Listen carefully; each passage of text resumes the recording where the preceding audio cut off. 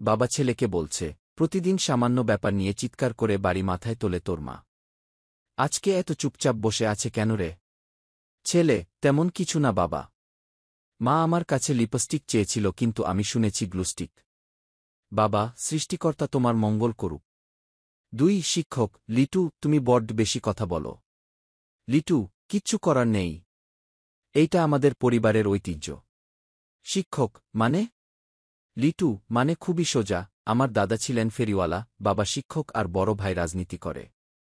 3 একবার এক গ্রামের লোক ট্রেনের টিকিট কাটতে রেল স্টেশনে আসেন। লোক, টিকিটের দাম কত? বিক্রেতা, 20 টাকা।